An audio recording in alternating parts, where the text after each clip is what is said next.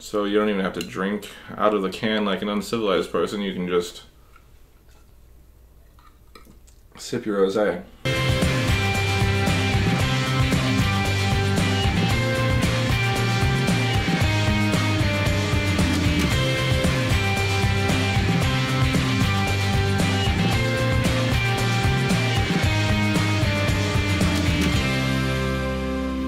I'm at to rewind with bschwitty because the ice machine on this floor is broken, so I had to go all the way down to the freaking lobby to get some freaking ice for this freaking rosé. Welcome back to Goleta, California. Santa Barbara, I should say. I am really cutting it close. Tea time's maybe a half hour off.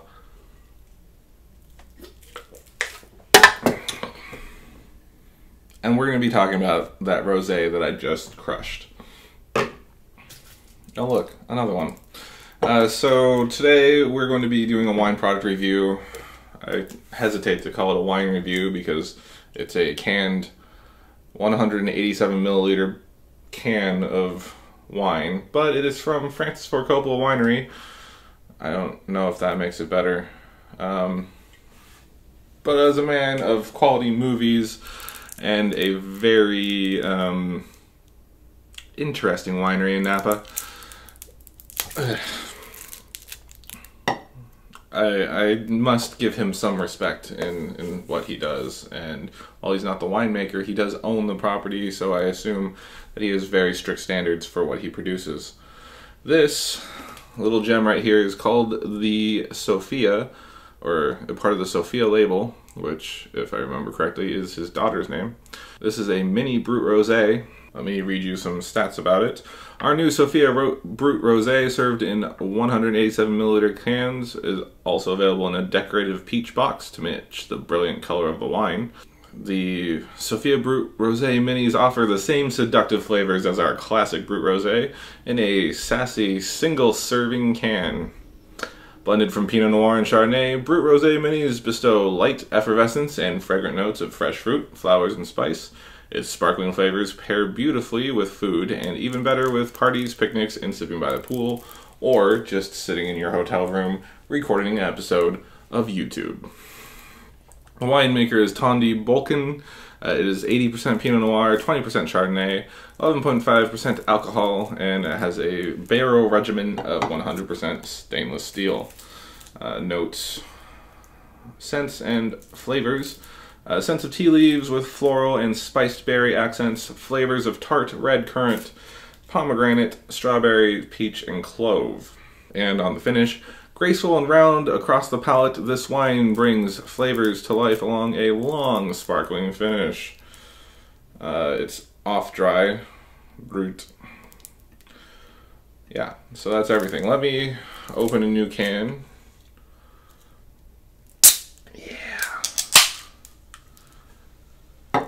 And start our review, shall we? The first thing I like about this is that it comes with these cheesy straws. Like, you have a little juice pack. Oh. Something I didn't see on the last one. While the straw is small, it has it expands. Not just like the little curve thing, because I was losing my straw into the last one. Cool. So you don't even have to drink out of the can like an uncivilized person. You can just sip your rosé. And as anyone knows, sipping something super effervescent through a bendy straw kind of adds a little bit more bubbliness to it. That's pretty fun. This is a rosé. It's a sparkling rosé, effervescent rosé, if you will. So it's brut, so it's a little off dry. There's a little hint of sweetness. I think this ran me like 15 bucks for a pack of 4, which means it was about 15 bucks for a bottle of rosé. It's individual. You can drink quite easily. I'm gonna say I like it. There's that white peach, there is a hint of clove on the back. Definitely a little bit of red fruits, tart red fruits, the currant, pomegranate, I can see that. Honestly, I could drink this in a pinch. It's not the worst thing in the world. I do quite enjoy Pinot Noir rosés, and while this has a little bit of Chardonnay in it, which I think almost makes it a little too fat, if I'm being perfectly honest, compared to the only other canned rosé I've had in my life, which was the one that we had in the canned versus boxed versus bottled wine challenge, which you can find a title card for somewhere on one of the corners right now, to go back and check that out when I had Mark, Hal, and Rich on to kind of guess which one was which. I may like that other one more just because this has a little bit of white wine. While I enjoy rosés, I feel like it's a bit of a cheat to throw white wine into your rosé because there's no red color.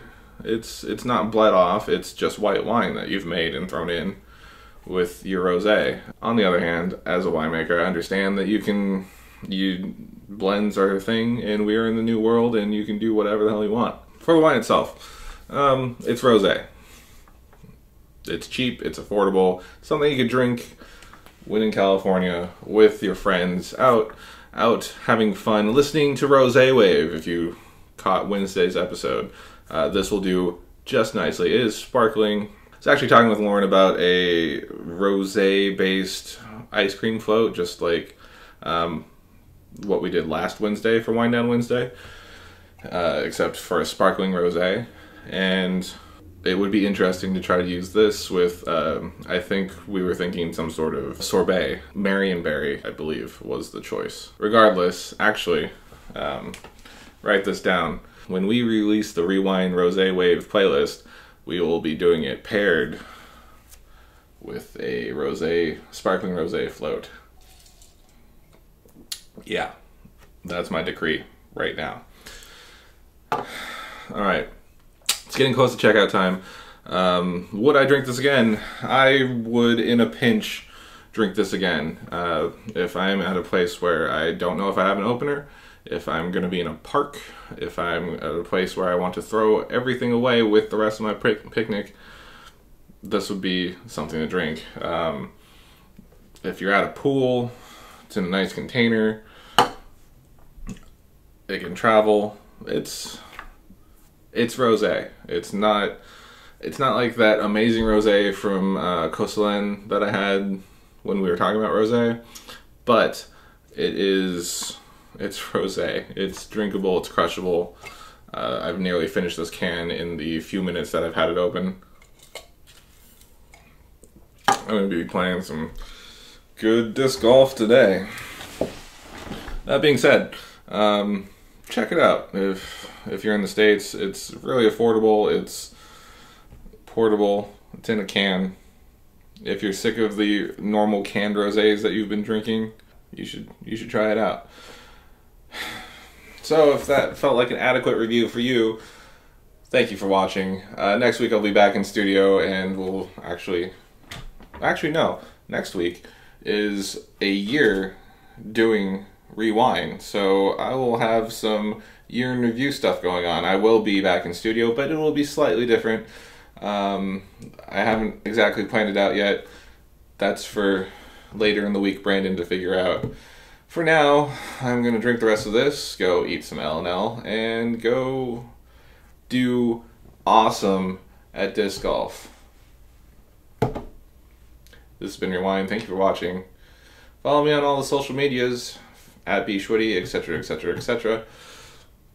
Please remember to share and subscribe. I would appreciate it. We're approaching 100. Switzerland special's coming up sometime in July. Thank you for sticking with us for a year. That's really awesome. It warms my heart that people are out there watching, and I will do my best to find new subscribers and just kind of see where this evolves into over the next year and maybe the year after that. Either way, my name is bschwitty, and I will catch you next time.